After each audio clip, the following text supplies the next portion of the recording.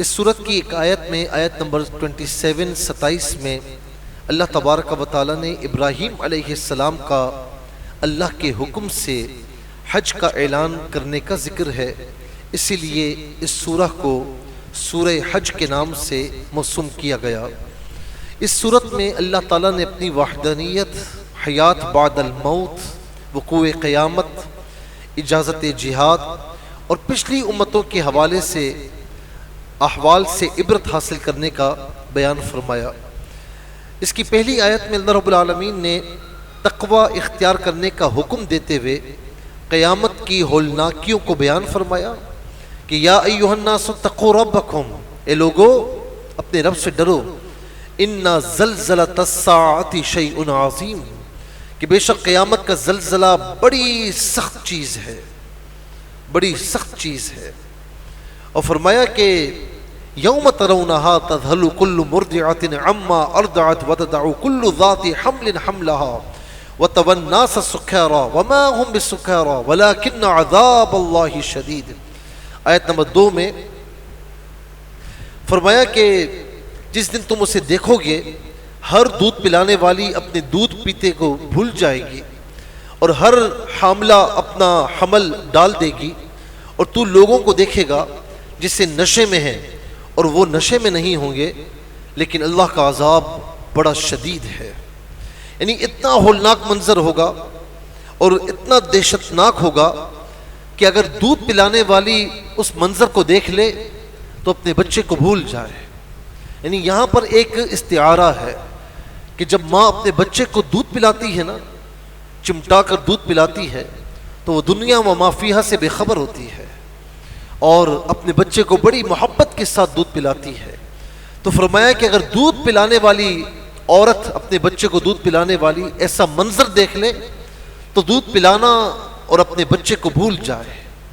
اور فرمایا کہ ہر حاملہ کا حمل ساکت ہو جائے گا، اتنا سخت منظر کہ اگر حاملہ عورت اسے دیکھ لے تو اس کا حمل گر جائے، اس کا حمل ساکت ہو جائے، لوگ مدہوش نظر آئیں گے جبکہ وہ مدہوش نہیں ہوں گے، لیکن اللہ کے عذاب کے باعث، اس کی شدت کے باعث لوگوں کی کیفیت ہوگی۔ اللہ تعالی ہمیں ان حالات سے محفوظ و مامون فرمائے، ہمارے لیے آسانی عطا فرمائے اپنے پیارے محبوب کے صدقے میں صلی اللہ علیہ وسلم۔ آیت نمبر 3 سے بتایا کہ بعض لوگ بغیر علم کے اللہ کے متعلق جھگڑا کرتے ہیں اور ہر اس سرکش شیطان کی پیروی کرتے ہیں جس کے متعلق لوح محفوظ میں لکھا جا چکا ہے، جو اس کو دوست بنائے گا وہ اس کو گمراہ کر دے گا اور اس کو بھڑکتی ہوئی آگ کے عذاب کی طرف لے کر جائے گا۔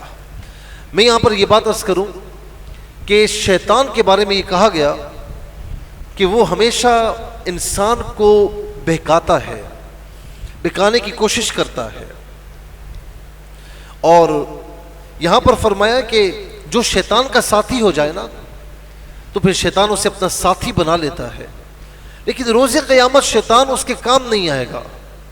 میں نے پہلی بھی آیت کریمہ پڑھی تھی، وقال الشیطان لما قضی الامر ان اللہ وعدکم وعد الحق ووعدتکم فاخلفتکم، کہ جب فیصلہ ہو چکا ہوگا تو شیطان اپنے ماننے والوں کے پاس آئے گا، کہے گا بھائی سنو، اللہ نے جو وعدہ کیا تھا وہ تو سچا تھا، میں نے جو وعدہ کیا وہ جھوٹا تھا، اور میں نے کیا کیا ہے، میں نے تو تمہیں آواز دی ہے، باقی تم صبح خود آئے ہو، آج چیخو مت، میری کوئی غلطی نہیں ہے، ساری غلطی کرنے والے تم ہو، اور چھوڑ چھاڑ کر بھاگ جائے گا۔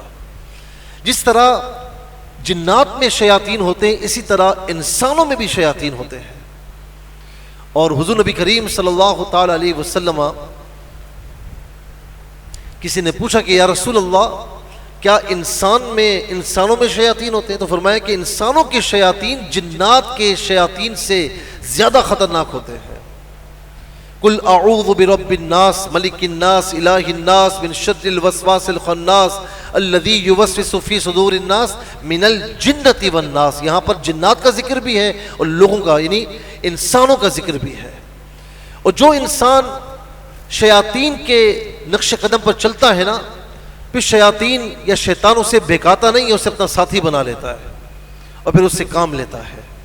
لیکن یہ ساری صورتیں ہیں جو بھی شیاطین ہوں گے روز قیامت اپنا ہاتھ اٹھا لیں گے وہ تو خود پھنسے ہوئے ہوں گے، تو اپنے ماننے والوں کو کیا چھڑانا، لیکن جو اللہ کے نیک بندے ہوں گے وہ خود بھی اللہ کی رضا میں ہوں گے اور اپنے ماننے والوں کو بھی اللہ کی بارگاہ میں سفارش کر کے انہیں بھی جنت میں لے کر داخل ہوں گے. یہ فرق ہے. پھر اس کے بعد آیت نمبر 5 میں اللہ تعالیٰ نے حشر و نشر کی صحت، یعنی مرنے کے بعد دوبارہ اٹھنا، اللہ کی بارگاہ میں جانا، اور تخلیق انسانی اور انسانی عمر کے مراحل کے ذریعے استدلال فرمایا. اب دیکھیں، یا ایھا الناس ان کنتم فی ریب من البعث فإنا خلقناکم من تراب ثم من نطفة ثم من علقة ثم من مضغة مخلقة وغير مخلقة لنبين لكم ونقر في الأرحام ما نشاء إلى أجل مسمى ثم نخرجكم طفلا ثم لتبلغوا أشدكم ومنكم من يتوفى ومنكم من يرد إلى أرذل العمر لكي لا يعلم من بعد علم شيئا. یہ سارے مراحل گنا دی ہے. فرمایا کہ اے لوگو، تمہیں قیامت کے دن میں کچھ شک ہے نا، تو غور کرو کہ ہم نے تمہیں مٹی سے پیدا کیا، پھر پانی کی بوند سے، نطفہ مراد ہے، پھر خون کی پٹک سے، پھر گوشت کی بوٹی سے نقشہ بنا، اور پھر فرمایا کہ تاکہ ہم تمہارے لیے اپنی نشانیاں ظاہر فرما دیں. پھر ہم نے تمہیں ماؤں کے پیٹوں میں ٹھہرائے رکھا ایک مدت تک، پھر ہم تمہیں دنیا میں لاتے ہیں، پھر تمہیں جوانی کو پہنچاتے ہیں، پھر تم میں سے کوئی بڑھاپے سے پہلے مر جاتا ہے اور کوئی بڑھاپے کو پاتا ہے، جس سے ارذل عمر کہا گیا. تو میں کبھی غور کیا ہے کہ یہ سارے مراحل جو تو گزار کر آتا ہے یہ تجھے کس نے عطا فرمائے؟ یہ رب تعالیٰ نے عطا فرمائے. تو لہٰذا کسی اور طرف مت جا، اللہ کی طرف آ جا، اسی میں بھلائی ہے. پھر اس کے بعد اللہ تبارک و تعالیٰ نے آیت نمبر 19 میں ایمان والوں اور کفار ہر دو فریق کا ذکر فرمایا کہ کفار کے لیے دردناک عذاب ہے اور ایمان والوں کے لیے اخروی نجات اور نعمتوں کا ذکر ہے.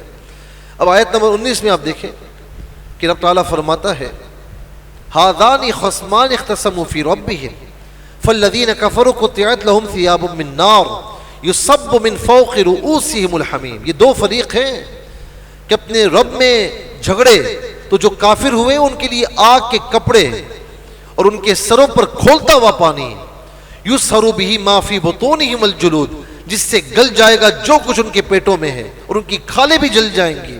وَلَهُمْ مَقَامِعُ مِنْ حَدِيدٍ، اور ان کے لیے لوہے کے گرز ہیں.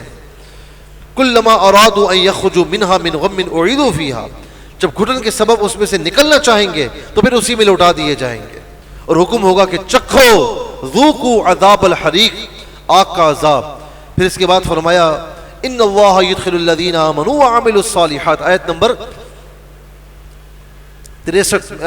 23 میں، کہ بے شک وہ لوگ جو ایمان لائے، جنہوں نے اعمال صالحہ کیے، اللہ تعالیٰ انہیں داخل جنت فرمائے گا. ایسی بہشتیں کہ جن کے نیچے نہریں بہتی ہیں، اور اس میں انہیں سونے کے کنگن پہنائے جائیں گے، موتی پہنائے جائیں گے، اور وہاں ان کی پوشاک ریشم کی ہوگی. تو یہ ایمان والوں میں اور کفار میں اللہ تبارک و تعالیٰ نے جو نتیجہ ہے اس کا ذکر فرمایا.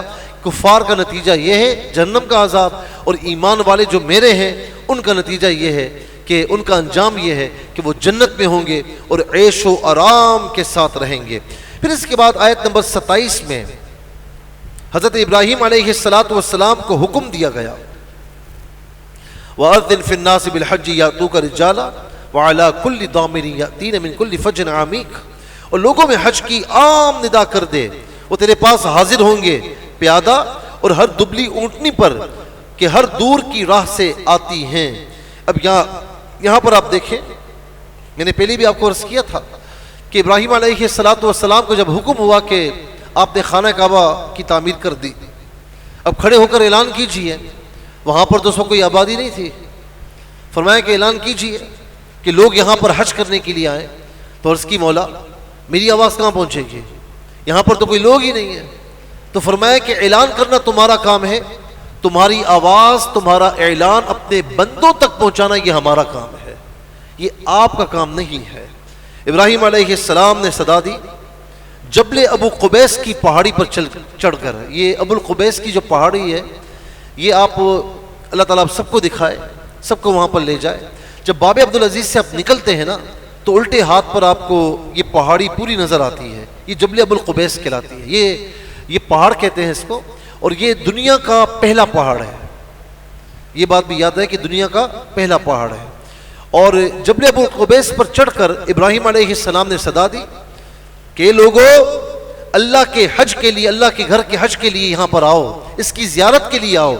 تو اللہ تبارک و تعالیٰ نے ان کی آواز کہاں کہاں تک پہنچائی، فرمایا کہ جو اس وقت دنیا بھر میں جہاں موجود تھے ان تک آواز پہنچائی، اور جو باپوں کی پشتوں میں تھے اور جو ماؤں کے رحموں میں تھے تو وہاں تک ان کی آواز پہنچائی، اور انہوں نے وہاں سے لبیک لبیک کی آوازیں دی۔ میں نے پہلے بھی عرض کیا کہ جس نے جتنی مرتبہ کہا اتنی مرتبہ وہاں جائے گا۔ دعا کریں کہ ہمارا شمار زیادہ لبیک کہنے والوں میں ہو جائے، اللہ رب العالمین بار بار وہاں کی حاضری عطا فرمائے۔ پھر اس کے بعد آگے چل کر اللہ تبارک و تعالیٰ نے آیت نمبر 73 میں مشرکوں کے بتوں کی بے بسی کو بیان فرمایا، اور اس میں خاص طور پر ایک واقعہ بھی ہمیں ملتا ہے کہ ابراہیم علیہ السلام جب 70ویں پارے میں ہی ایک واقعہ ہمیں ملتا ہے کہ ابراہیم علیہ السلام چونکہ آغاز سے ہی، شروع سے ہی بت پرستی سے، شرک سے بالکل اپنے آپ کو علیحدہ رکھتے تھے۔ اب ہوا یہ کہ ایک مرتبہ قوم جو ہے وہ ذرا جا رہی تھی میلے پر، تو آپ کے پاس آئی کہ بھائی آپ بھی چلیں، تو آپ نے بہانہ فرمایا اور اس سے لا تعلقی کی، لیکن اتنا کہا کہ میں تمہارے بتوں کو چھوڑوں گا نہیں، میں تمہارے بتوں کو چھوڑوں گا نہیں، ان کے ساتھ میں کام کروں گا۔ پھر ہوا یہ کہ ابراہیم علیہ السلام کو وہ کہنے کے بعد سب چلے گئے۔ یہ سورہ انبیاء میں آیت نمبر 57 سے اس بات کا بیان شروع ہے، اور یہ واقعہ کل رہ گیا تھا، بڑا پیارا واقعہ ہے۔ تو فرمایا کہ مجھے اللہ کی قسم ہے کہ میں تمہارے بتوں کا برا چاہوں گا، اور اس کے بعد دیکھتا ہوں کیا ہوتا ہے۔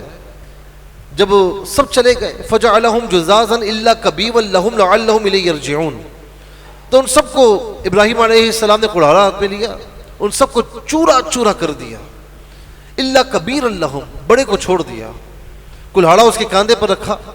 اب وہ لوٹ کر آئے اور چیخنا شروع ہو گئے، من فعل ھذا بآلہتنا انہ لمن الظالمین، یہ کس نے ہمارے بتوں کے ساتھ یہ معاملہ کیا؟ نمرود کے پاس گئے۔ نمرود بڑا سیاںا تھا، سمجھدار تھا، اس نے کہا یہ بتاؤ کہ تم میں سے کون ایسا ہے کہ جو بتوں کے بارے میں صحیح رائے نہیں رکھتا؟ تو کچھ لوگوں نے کہا کہ سمعنا فتى یذکرہم یقال لہ ابراہیم، ایک بندہ ہے، ایک نوجوان ہے جو ہمارے بتوں کے بارے میں صحیح رائے نہیں رکھتا، کا نام کیا ہے؟ یقال لہ ابراہیم، ان کا نام ابراہیم ہے۔ کہا لے آؤ اسے، قالوا فأتوا به على اعین الناس لعلهم يشهدون، لے کر آئے۔ قالوا انت فعلت هذا بآلہتنا یا ابراہیم، ابراہیم علیہ السلام سے پوچھا گیا کہ ابراہیم یہ بتوں کے ساتھ معاملہ آپ نے کیا ہے؟ آپ بڑی سمجھداری کے ساتھ آپ نے جواب دیا، مجھ سے کیا پوچھتے ہو؟ کلہاڑا جس کے کاندھے پر ہے، آلہ قتل اس کے پاس ہے، میرے پاس تو کچھ بھی نہیں ہے، نہ مجھے کسی نے دیکھا۔ یاد رکھیں کہ جہاں پر خدا نہ خواستہ مرڈر ہو، آپ وہاں پر پہنچے تو کسی بندے کے ہاتھ میں خدا نہ خواستہ لاش گری بھی ہے اور کسی کے بندے کے ہاتھ میں پسٹل ہے، آپ کیا کہیں گے؟ ہو نہ ہو اسی نے مارا ہوگا، آلہ قتل اس کے پاس ہے۔ تو کہا کلہاڑا اس کے پاس ہے، اس کے کاندھے پر ہے، پوچھ رہے ہو مجھ سے؟ قال بل فعلہ کبیرہم ھذا فاسألوہم، اس سے سوال کرو، ان کانوا ینطقون، اگر یہ بولتے ہیں۔ فرجعوا الی انفسہم، بڑے پریشان ہو گئے، فرجعوا الی انفسہم، اپنے جی میں پلٹے، فقالوا انکم انتم الظالمون، کہنے لگے کہ بڑا ظلم ہو گیا، مشورہ کیا لاجواب ہو گئے۔ ثم نکسوا علی رؤوسہم، آیت نمبر 65 میں سورہ انبیاء کی، کہا کہ اپنے سروں کے بل اندھائے گئے اور واپس آئے، کچھ سمجھ میں نہیں آ رہا، کہنے لگے کہ ابراہیم تم جانتے ہو یہ بت بول نہیں سکتے، ہم کیسے پوچھیں اس سے؟ یہ تو بول نہیں سکتے. قال فتعبدون من دون اللہ ما لا ينفعکم شیئا ولا یضرکم. کہا تو کیا اللہ کے سوا ایسے کو پوچھتے ہو جو تمہیں نہ نفع دے سکے نہ نقصان دے سکے؟ اف لکم ولما تعبدون من دون اللہ. جب اپنی حجت کو پورا فرمایا، دلائل کے ذریعے ان کو خاموش کروا دیا، کوئی جواب ان کے پاس نہیں تھا، تو فرمایا کہ تم پر بھی اف ہے، اور یہ جو من دون اللہ یہ بت ہیں ان پر بھی اف ہے کہ تم ان کو پوچھتے ہو. تمہیں عقل نہیں ہے؟ میں اسے رب مانتا ہوں جو تمہیں بھی پیدا فرمانے والا ہے، مجھے بھی پیدا فرمانے والا ہے. میں اس کو رب مانتا ہوں جو پوری کائنات کو، کائنات کے ذرے ذرے کی تخلیق فرمانے والا ہے، جو تمہیں بھی کھلاتا ہے ہمیں بھی کھلاتا ہے، جو نفع پہنچاتا ہے، جو نفع نقصان پہنچانے پر قادر مطلق ہے. میں اس کی پوجا کرتا ہوں، میں اس کی عبادت کرتا ہوں. تو یہاں پر اس بات کا بیان ہے کہ وہ بالکل خاموش ہو کر رہ گئے، ان کے پاس کسی قسم کا کوئی جواب نہیں تھا. تو یہ آپ کی خدمت میں یہ واقعہ کرنا تھا. اب آ جائیں سورہ حج پر، اور بالکل سورہ حج کی جو آخری آیت ہے، اس میں اللہ تبارک و تعالی نے خاص طور پر اخیر میں یہ بات بیان فرمائی کہ وجاہدوا فی اللہ حق جہادی هو اجتباکم وما جعل علیکم فی الدین من حرج ملت ابیکم ابراہیم هو سماکم المسلمین من قبل وفی هذا لیکون الرسول شہیدا علیکم وتکونوا شہداء علی الناس. اس پورے کی سمری یہ ہے کہ آخری آیت میں دین کی سربلندی کے لیے سرتوڑ کوشش کرنے، دین کے معاملے میں تنگی نہ ہونے، ملت ابراہیم کی پیروی کرنے، اور آخر میں نماز قائم کرنے، زکوٰۃ ادا کرنے، اور اللہ تعالیٰ کے دامن رحمت کو مضبوطی سے پکڑنے کا بیان فرمایا کہ اللہ تعالیٰ کی مدد ان چیزوں سے وابستہ ہے کہ تم اس کے ہو جاؤ تو وہ تمہارا ہو جائے گا. تم اس کا حکم مانو، پھر دیکھو کہ اللہ تبارک و تعالیٰ تمہیں کتنی عزت عطا فرماتا ہے. اس کے بعد 18ویں پارے میں سورہ المؤمنون ہے. اس کی پہلی آیت میں قد افلح المؤمنون، مؤمنون کا ذکر ہے، اسی لیے اس سورہ کو سورہ مؤمنون کہا گیا. 118 آیات ہیں، 6 رکوعات پر مشتمل ہے، 1840 کلمات ہیں، 4802 اس میں حروف ہیں، اور یہ مکی صورت ہے. ترتیب مصحف کے اعتبار سے 23ویں، جبکہ ترتیب نزولی کے اعتبار سے 74واں نمبر ہے، 74. فرمایا کہ اس صورت کی ابتدا میں اسلامی پاکیزہ معاشرے کے قیام کے لیے ناگزیر جو مومنانہ صفات ہیں اور اخلاقی خصائل ہیں ان کا ذکر فرمایا. اور اس صورت میں دلائل توحید، رد شرک، تخلیق انسان کے مراحل اور پچھلی امتوں کی ہلاکت کے واقعات بھی بیان ہوئے. اب اس میں ابتدائی جو 11 آیات ہیں قد افلح المؤمنون سے لے کر ہم فیہا خالدون تک 11 آیات، اس میں جو ایمان والے ہیں انہیں کامیاب فرمایا گیا. ہم تو یہ سمجھتے ہیں نا کامیاب کون ہے جی؟ کامیاب وہ ہے جو اپنے مقصد میں کامیاب ہو گیا، ہم تو یہ سمجھتے ہیں. لیکن اسلام یہ کہتا ہے کہ جو ایمان لایا، جس نے اعمال صالحہ کی، وہ کامیاب ہوا، وہ کامیاب ہے. تو فرمایا کہ ایمان والے کامیاب ہیں. ان کی صفات کیا ہیں؟ نماز پڑھتے ہیں خشوع اور خضوع کے ساتھ. یہ صرف ہاتھ پاؤں نہیں چلاتے، صرف اپنے اوپر سے بوجھ نہیں اتارتے، نماز خشوع اور خضوع کے ساتھ پڑھتے ہیں. علماء فرماتے ہیں کہ نماز جب پڑھیں تو یہ نیت ہو کہ ہو سکتا ہے کہ میری زندگی کی آخری نماز ہو. پھر دیکھیں نماز کیسے پڑھیں گے آپ، نماز میں خشوع اور خضوع. پھر اس کے بعد فرمائے کہ ہر قسم کی بیہودہ باتوں سے لا تعلقی، بیہودہ باتوں سے ایمان والے کا کوئی مطلب ایڈریس نہیں ہے، کوئی علاقہ نہیں ہے، کوئی تعلق نہیں ہے ایمان والے کا. بیہودہ باتیں اور ایمان والے، بیہودہ باتیں یہ تو منافقین کی علامت ہے. اور یہاں تک کہ حضور نبی کریم علیہ السلام نے فرمایا کہ من حسن الاسلامی ترک ما لا یعنیہ، اسلام کا حسن یہ ہے کہ مسلمان لا یعنی باتوں کو بھی چھوڑ دے، لا یعنی کاموں کو بھی چھوڑ دے، جس میں دنیا اور دین کا کوئی فائدہ نہیں، ان کاموں کو چھوڑ دیا جائے.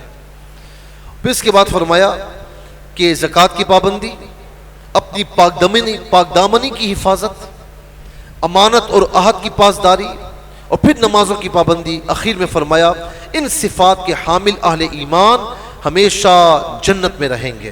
پھر اس کے بعد اللہ تبارک و تعالی نے آگے چلتے ہوئے آیت نمبر 27 میں پھر نوح علیہ السلام کی کشتی بنانے اور طوفان نوح کا ذکر فرمایا.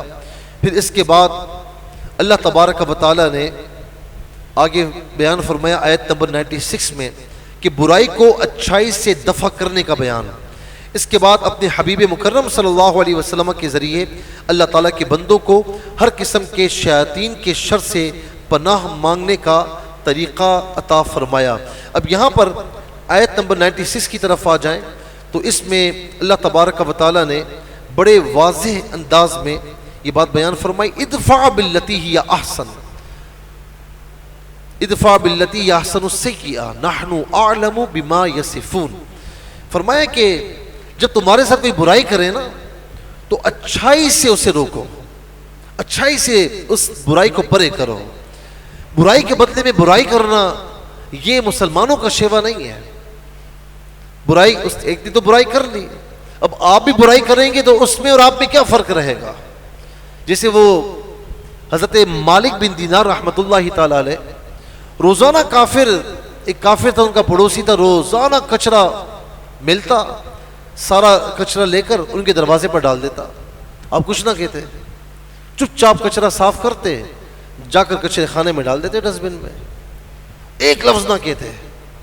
ایک مرتبہ نہیں آیا تو پہنچ گئے، پوچھا لوگوں سے کیوں نہیں آیا، پریشان کرنے کے لیے کیوں نہیں آیا. تو لوگوں نے کہا کہ بیمار ہے. اس کی مزاج پرسی کے لیے گھر پہ تشریف لے گئے. اس نے کہا تو کہ خیریت ہے، آپ آئے نہیں. اب وہ شخص اتنا شرمندہ رونے لگا، کہنے لگا کہ میں روز کچرا آپ کے دروازے پر ڈالتا ہوں، آپ نے مجھے ایک لفظ نہیں کہا، آج میں آیا نہیں، بیمار تھا، آپ میری مزاج پرسی کے لیے آ گئے. تو بڑی پیاری بات ارشاد فرمائی، فرمایا کہ تو اپنا کام کرتا رہا، میں اپنا کام کرتا رہا. اللہ اکبر. تو بالآخر اس نے کہا کہ جو اسلام مسلمانوں کو یہ تعلیم دیتا ہے، جس نبی کا امتی اتنے اعلیٰ وصفہ ہے، تو اس امتی کا نبی خود کیسا ہوگا. تو وہ دائرہ اسلام میں داخل ہو گئے. پھر اس کے بعد آگے چل کر اللہ تبارک و تعالیٰ نے آیت نمبر 102 میں اور 102 میں یہ فرمایا کہ ومن خفت موازینہ، جن کی تولیں یعنی جن کے میزان ہلکے ہوں گے، فاولئک الذین خسروا انفسهم فی جہنم خالدون، جنہوں نے اپنی جانیں گھاٹے میں ڈالی ہمیشہ دوزخ میں رہیں گے، ان کے منہ پر آگ لپٹ مارے گی اور اس میں منہ چڑھائے ہوں گے. تو یہ ان کا بیان فرمایا کہ جو لوگ کافر ہیں اور جن کا میزان ہلکا ہے تو فرمایا کہ ان کے لیے جہنم کی آگ ہے. میزان میں نے پہلے بھی عرض کیا کہ اس کا ایک پلڑا جو ہے وہ مشرق سے مغرب کے درمیان جتنی جگہ ہے اتنا پلڑا ہے اس کا ایک. تو اللہ کے نبی علیہ السلام نے عرض کی کہ یا اللہ اس کو بھرے گا کون. فرمایا کہ جب اللہ تعالیٰ کی رحمت جوش میں آتی ہے تو ایک کلمے سے اللہ تبارک و تعالیٰ اس میزان کو بھر دیتا ہے. تو لہٰذا کبھی چھوٹی سے چھوٹی نیکی کو بھی چھوڑنا نہیں اور چھوٹے سے چھوٹے گناہ کی طرف کبھی نہ آنا. ہو سکتا ہے کہ کسی چھوٹے گناہ کو ہم سمجھ رہے ہوں کہ چھوٹا ہے اور وہ ہمارے لیے وبال جان بن جائے، اور ہو سکتا ہے کہ کوئی چھوٹی سی نیکی ہو لیکن ہم نے کی ہو اور اللہ تبارک و تعالیٰ اس نیکی کو ہمارے لیے ذریعہ بخشش بنا دے. اور بالکل آخر میں اللہ تبارک و تعالیٰ نے یہاں پر بیان فرمایا افحسبتم انما خلقناکم عبثا وانکم الینا لا ترجعون، آیت نمبر 115 میں. تو کیا یہ سمجھتے ہو ہم نے تمہیں بیکار بنایا اور تمہیں ہماری طرف پھرنا نہیں ہے؟ بیکار نہیں بنایا، تمہیں مقصد دے کر بھیجا اور اس مقصد کو تمہیں پورا کرنا ہے. مقصد کیا ہے؟ اس کی خوشنودی حاصل کرنا، حقوق اللہ اور حقوق العباد کو مکمل ادائیگی کی کوشش کرنا. پھر اس کے بعد آخر میں فرمایا کہ وَمَن يَدْعُ مَعَ اللَّهِ إِلَٰهًا آخَرَ، جو اللہ کے ساتھ کسی دوسرے خدا کو پوچھے جس کی اس کے پاس کوئی سند نہیں ہے تو اس کا حساب اس کے رب کے یہاں ہے، بے شک ایسا کرنے والے کو چھٹکارا نہیں ہے.